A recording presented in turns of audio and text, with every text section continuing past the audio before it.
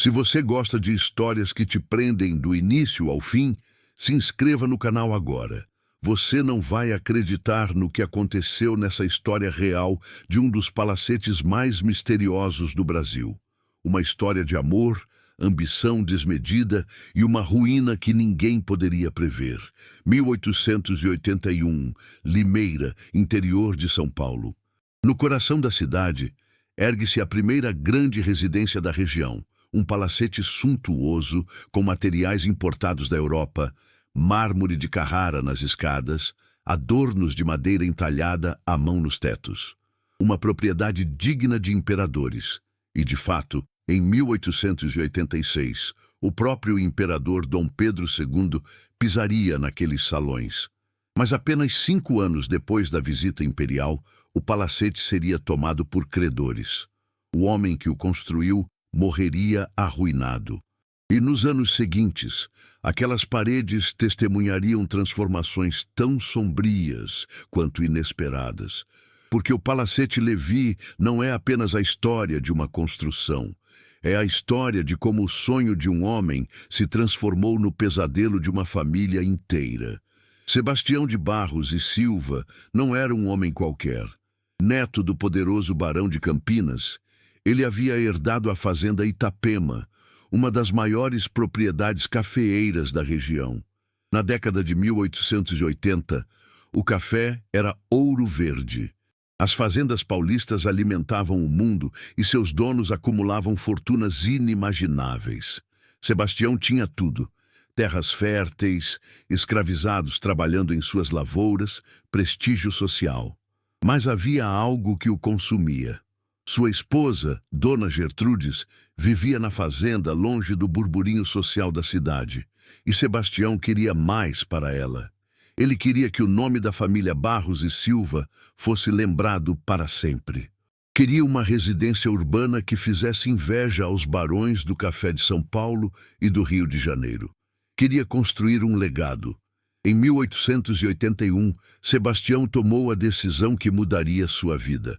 Ele compraria o melhor terreno no centro de Limeira, na esquina da rua Boa Morte com Alferes Franco, e construiria a maior, a mais bela, a mais cara residência que a cidade já tinha visto. Não pouparia recursos. Importaria mármore italiano, madeiras nobres, luminárias de cristal. Contrataria o melhor artesão da região, o mestre Sivati, arquiteto e entalhador responsável pela decoração da própria Igreja da Boa Morte. Cada detalhe seria perfeito. Cada centímetro daquele palacete gritaria riqueza, bom gosto e poder. Durante meses, Sebastião acompanhou pessoalmente cada etapa da construção. Viu as paredes subirem, viu o mármore de Carrara ser instalado na escadaria principal. Viu os desenhos elaborados tomarem forma nos pisos de madeira, cada tábua escolhida a dedo para criar padrões geométricos únicos. Viu os forros dos salões ganharem relevos dourados e pinturas que rivalizavam com as igrejas barrocas de Minas Gerais. Quando as obras finalmente foram concluídas, Sebastião conduziu Dona Gertrudes até a porta principal. A expressão dela, ao ver o palacete pela primeira vez, a magnitude, a beleza, a opulência, teria feito tudo valer a pena. Ele tinha construído um monumento ao seu amor, um palácio para sua rainha. Mas havia um problema que Sebastião tentou ignorar por semanas, depois por meses. As contas começaram a chegar, e não paravam de chegar. O mármore italiano custara 3 vezes mais do que o previsto. Os artesãos europeus que ele contratara cobraram valores astronômicos. Os móveis importados, as luminárias, os espelhos venezianos, cada item era uma pequena fortuna. Sebastião começou a fazer contas, e as contas não fechavam. Ele tinha gastado muito mais do que possuía, muito mais do que poderia pagar. No início, Sebastião não se preocupou. Ele era um fazendeiro de café. A próxima safra seria generosa. Ele pagaria todas as dívidas. Mas a safra não veio como esperava, e os credores começaram a bater à porta. Um credor em particular se mostrou impaciente. a casa bancária da família Levi, uma das instituições financeiras mais poderosas da região. J. Levi, um irmão, havia emprestado uma quantia substancial para a construção do palacete, e agora queriam seu dinheiro de volta. Sebastião negociou, pediu mais prazo, prometeu pagar com juros, mas os anos passaram e a situação só piorou. O preço do café caiu. Pragas atacaram suas plantações. Suas outras propriedades começaram a ser executadas. Dona Gertrudes via o marido definhar. A ansiedade o consumia. O palacete, que deveria ser seu orgulho, tinha se tornado seu pesadelo. Em 1903, 22 anos após a construção, o inevitável aconteceu. Sebastião de Barros e Silva, incapaz de saldar suas dívidas, foi forçado a entregar o palacete como pagamento à firma J. Levi & Irmão. O homem que tinha construído a maior residência de Limeira perdeu tudo. Teve que sair de seu próprio palácio, ver sua família ser humilhada. O legado que ele queria deixar para seus descendentes foi arrancado de suas mãos. Sebastião morreria pouco depois, arruinado e quebrado. E o palacete mudaria de mãos. E com cada nova mudança, uma nova camada de mistério se acrescentaria àquelas paredes. O coronel José Levi não era um homem sentimental. Quando o palacete passou para suas mãos em 1903, ele não via uma tragédia familiar ou um sonho destruído. Ele via um ativo, um imóvel valioso no coração de Limeira. Uma propriedade que poderia ser útil, mas por quase 10 anos o palacete permaneceu vazio, as portas trancadas, as janelas fechadas. Os salões, outrora repletos de vida, agora mergulhados em silêncio. Moradores da região começaram a evitar passar pela esquina da rua Boa Morte à noite. Diziam ouvir sons estranhos, passos nos corredores vazios, luzes que se acendiam sozinhas nos andares superiores. Alguns juravam ter visto uma figura feminina nas janelas, olhando para a rua com tristeza. Seria Dona Gertrudes, ainda vagando pelos salões que seu marido construíra para ela? Em 1915, o coronel José Levi faleceu e a propriedade passou para seu sobrinho, Martinho Levi. E foi Martinho quem finalmente decidiu trazer vida de volta àquelas paredes. Mas não qualquer vida. Ele tinha um sonho: transformar o palacete num templo da cultura. Em 1925, após reformas e adaptações, o Instituto Musical Carlos Gomes foi inaugurado com grande pompa. A elite de Limeira compareceu em peso. Vestidos longos, fraques, champanhe importado. A orquestra tocou Chopin, Mozart, Beethoven. E pela primeira vez em décadas, aqueles salões voltaram a ecoar com música e risos.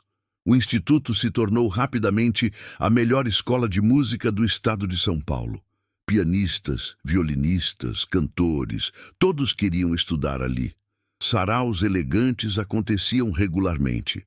A alta sociedade de Limeira tinha seu próprio centro cultural. Mas havia algo perturbador naquele lugar. Os professores de música relatavam experiências estranhas. Instrumentos que desafinavam sozinhos durante a noite. Partituras que apareciam em lugares onde não deveriam estar. Um piano no segundo andar que, segundo os zeladores, tocava sozinho nas madrugadas. Sempre a mesma melodia melancólica, como se alguém estivesse praticando a mesma peça indefinidamente. Os alunos mais jovens se recusavam a ficar sozinhos nas salas de prática após o anoitecer. Diziam sentir presenças, olhares invisíveis observando cada movimento. Uma professora de canto jurou que, certa noite, ouviu uma voz feminina cantando no andar de cima.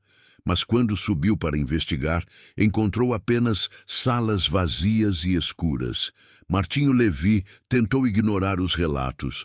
Atribuiu tudo à imaginação fértil de artistas, mas mesmo ele não conseguia negar que havia algo de opressivo naquele palacete. Uma tristeza que parecia impregnar as paredes. Uma sensação de perda que nenhuma reforma conseguia apagar. Os anos de glória do Instituto foram breves. Na década de 1930, sem explicação clara, a escola começou a perder alunos. Professores pediam demissão. As apresentações foram ficando cada vez mais raras. E em meados dos anos 30, o Instituto Musical Carlos Gomes fechou suas portas definitivamente. O palacete voltou ao silêncio. Em 1939, a família Levi finalmente se desfez da propriedade. Doaram o palacete para a Santa Casa de Misericórdia de Limeira. E foi aí que a história tomou um rumo ainda mais sombrio. A Santa Casa decidiu transformar o elegante palacete num hospital. Os salões onde a elite dançava valsas se tornaram enfermarias. Os quartos ornamentados viraram salas de cirurgia. O mármore de Carrara, que um dia refletiu a luz de lustres de cristal, agora refletia a luz fria de lâmpadas hospitalares. E aquelas paredes, que já tinham testemunhado a ruína de Sebastião de Barros e Silva, agora testemunhariam sofrimento em escala muito maior. Doença, dor, morte. Os médicos e enfermeiros que trabalhavam no hospital relatavam experiências perturbadoras. Pacientes que acordavam no meio da noite gritando, dizendo que alguém estava puxando seus lençóis. Outros juravam ver uma mulher de branco, não uma enfermeira, mas uma aparição, caminhando pelos corredores. Uma enfermeira veterana contou que certa madrugada, enquanto fazia sua ronda, ouviu choro vindo de uma ala que estava vazia para reformas. Quando foi investigar, encontrou todas as portas dos quartos abertas, balançando suavemente, como se alguém tivesse acabado de passar correndo. Mas não havia ninguém lá. A taxa de mortalidade naquele hospital, segundo registros da época, era estranhamente alta, mesmo para os padrões da medicina dos anos 1940. Médicos experientes cometiam erros inexplicáveis. Diagnósticos que não faziam sentido, tratamentos que pioravam pacientes em vez de melhorá-los. Era como se algo naquele lugar estivesse trabalhando ativamente contra a cura. Em 1945, a Santa Casa vendeu o palacete para a família Zacarias.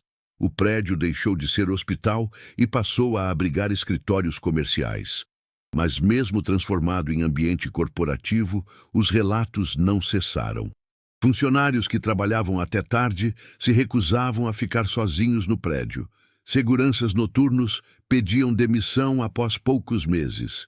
Um deles jurou que, numa noite de tempestade, viu todas as portas do segundo andar se abrirem e fecharem simultaneamente, como se uma força invisível estivesse percorrendo cada cômodo. A década de 1970 trouxe novos ventos para o Palacete Levi. Em 1977, a propriedade foi adquirida pela empresa Oliveira e Camargo, que planejava demolir o edifício histórico para construir um prédio comercial moderno. Mas a população de Limeira não permitiria. Manifestações foram organizadas. Abaixo-assinados circularam pela cidade. Historiadores e arquitetos se mobilizaram. O palacete era patrimônio histórico, diziam. Não poderia ser destruído. Representava a memória da cidade, a época de ouro do café, a grandeza de uma era que jamais retornaria. Durante as negociações para impedir a demolição, algo extraordinário aconteceu.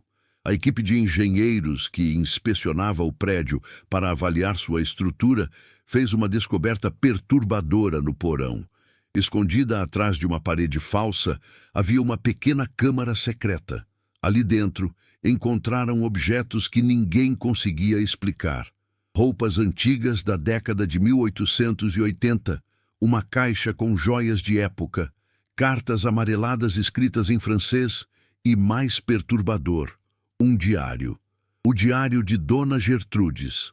As páginas amareladas revelavam uma história muito mais trágica do que qualquer um imaginava. Dona Gertrudes escrevera sobre a obsessão de seu marido em construir o palacete, sobre como Sebastião se tornou outra pessoa durante as obras, ansioso, irritadiço, obcecado com cada detalhe. Ela descreveu as noites em que ele não dormia, fazendo cálculos e mais cálculos, tentando descobrir como pagaria por tudo. E em uma entrada particularmente sombria, Datada de 1890, ela escreveu: Sebastião não é mais o homem com quem me casei. Esta casa o está consumindo. Às vezes, à noite, o ouço conversando sozinho nos salões vazios, como se estivesse negociando com alguém invisível. Tenho medo do que ele pode ter feito para manter esta propriedade. A última entrada do diário era de 1902, um ano antes de perderem o palacete. Gertrudes escreveu: Ele está definhando diante dos meus olhos. O palacete será tomado pelos Levy. Sebastião diz que prefere morrer a ver este lugar nas mãos de outros.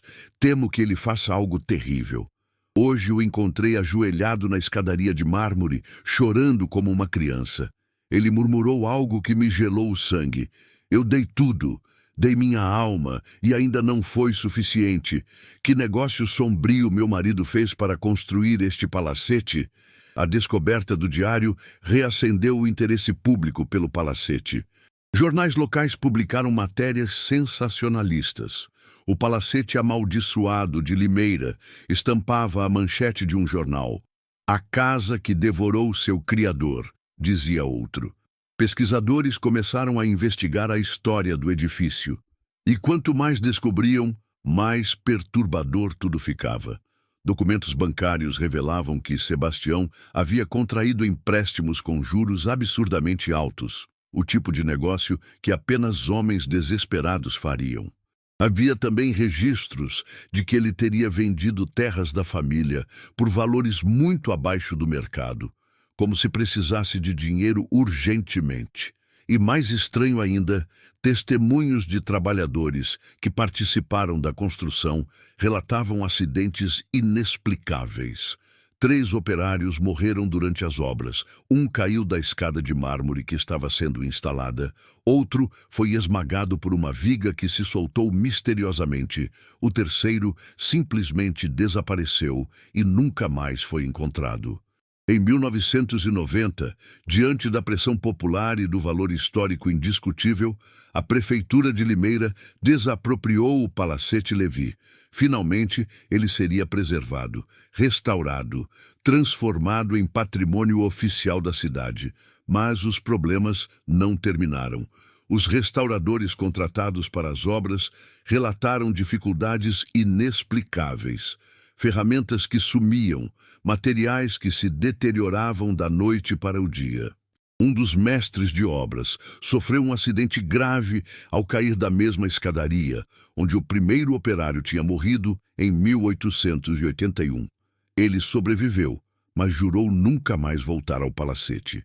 Aquele lugar não quer ser restaurado, ele disse aos jornais. É como se algo estivesse lutando contra nós.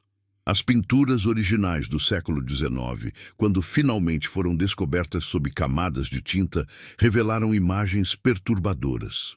Os afrescos nos tetos mostravam cenas bucólicas, jardins, querubins, paisagens idílicas. Mas os restauradores notaram algo estranho. Em cada afresco, escondida nos detalhes, havia uma figura sombria, uma silhueta escura que não deveria estar ali. Era sutil, quase imperceptível, mas estava presente em todas as pinturas, como se o artista tivesse inserido propositalmente uma presença maligna em cada canto do palacete. O mestre Sivati, o mesmo que decorou a Igreja da Boa Morte, teria deixado uma mensagem oculta, um aviso sobre algo que ele presenciou durante a construção? Em 1995, as obras de restauração foram interrompidas por falta de verbas. O palacete ficou parcialmente reformado, parcialmente abandonado. E foi durante este período de abandono que os relatos mais perturbadores começaram a surgir. Moradores da região contavam histórias de luzes que se acendiam no prédio vazio durante a madrugada. Sons de música clássica emanando dos salões trancados. E a visão mais comum, uma figura masculina, na janela do 2º andar, olhando para a rua com expressão desesperada, sempre no mesmo lugar, sempre com a mesma postura, como se estivesse preso ali, condenado a reviver eternamente seu fracasso. O ano 2000 marcou uma nova tentativa de trazer vida ao Palacete Levy. A prefeitura finalmente conseguiu recursos e concluiu as obras de restauração.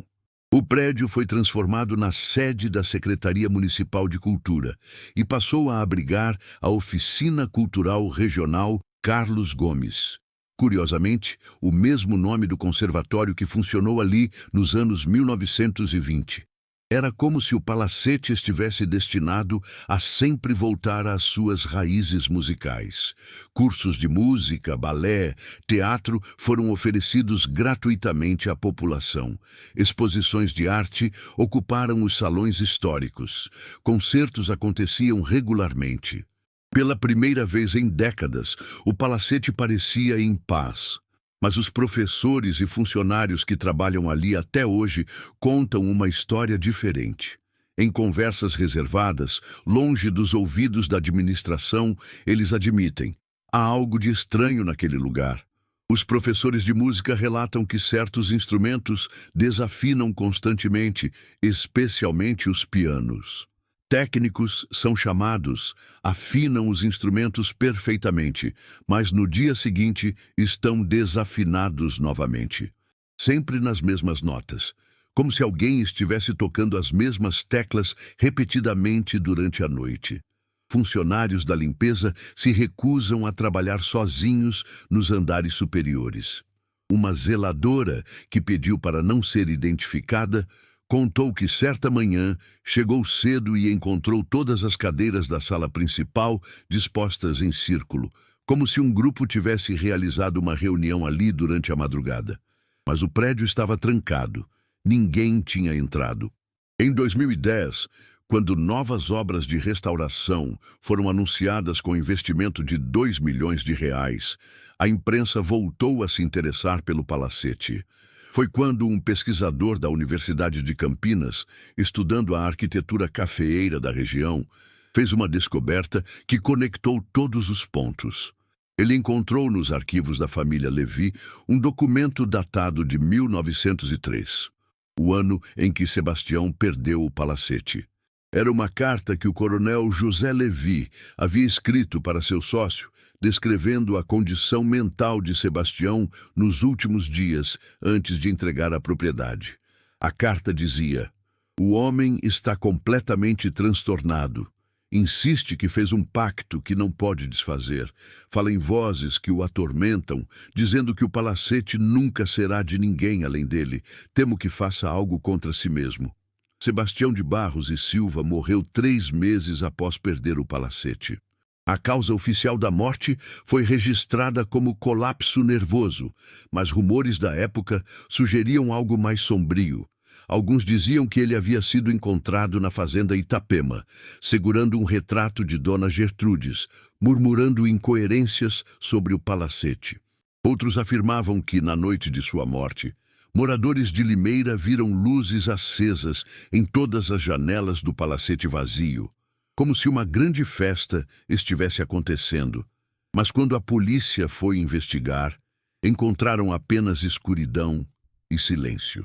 Hoje, o Palacete Levi continua de pé, majestoso na esquina da Rua Boa Morte. Turistas tiram fotos de sua fachada imponente. Estudantes frequentam suas aulas de música. A Secretaria de Cultura funciona normalmente. Para a maioria das pessoas, é apenas um belo prédio histórico, um testemunho da época de ouro do café. Mas aqueles que conhecem sua história completa, aqueles que trabalharam dentro daquelas paredes, aqueles que passaram noites ali, sabem a verdade.